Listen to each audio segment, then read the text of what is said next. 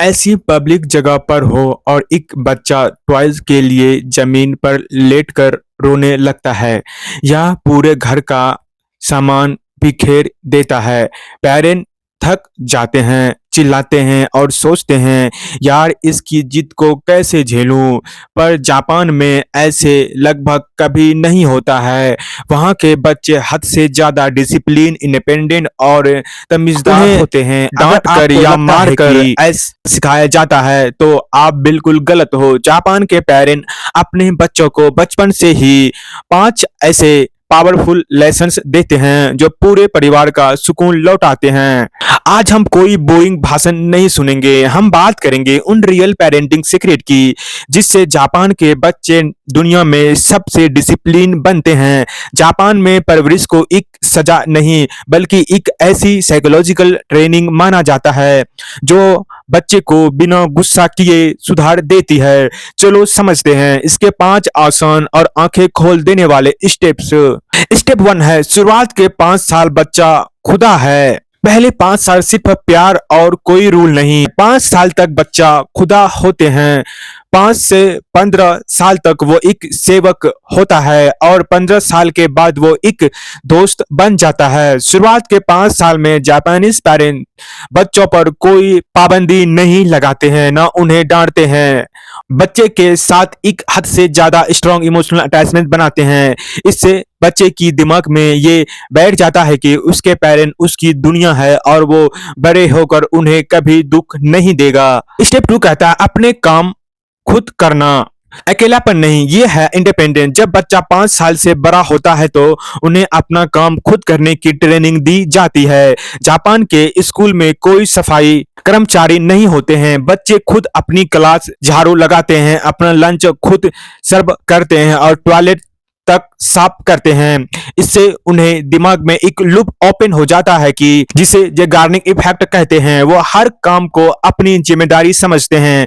वो बड़े होकर आलसी नहीं बनते क्योंकि उन्हें बचपन से ही काम करने की आदत हो चुकी है। स्टेप 3 है दूसरों के दुख को समझना, गुस्सा नहीं एम्पैथी से समझाना। इसको जापान में सिट सुके कहते हैं।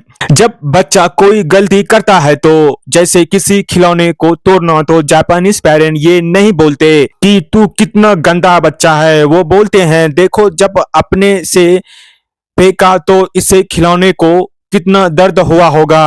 तो जापानीज पेरेंट ये नहीं बोलते हैं कि तू कितना गंदा बच्चा है, वो बोलते हैं देखो जब आपने इसे फेंका तो इस खिलौने को कितना दर्द हुआ होगा।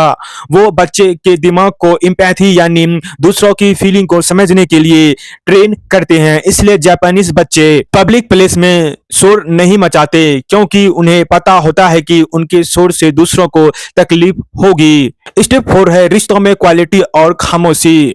सबसे सॉलिड है बोलने से ज्यादा बिहेव करके दिखाना। चाइल्ड साइकोलॉजी कहती है कि बच्चे वो नहीं करते जो आप उन्हें बोलते हो, बच्चे वो करते हैं जो आपको करते हुए देखते हैं। जापानीज पेरेंट बच्चों पर चिल्लाते नहीं हैं बल्कि खुद डिसिप्लिन रखकर एक एग्जाम्पल सेट करते हैं।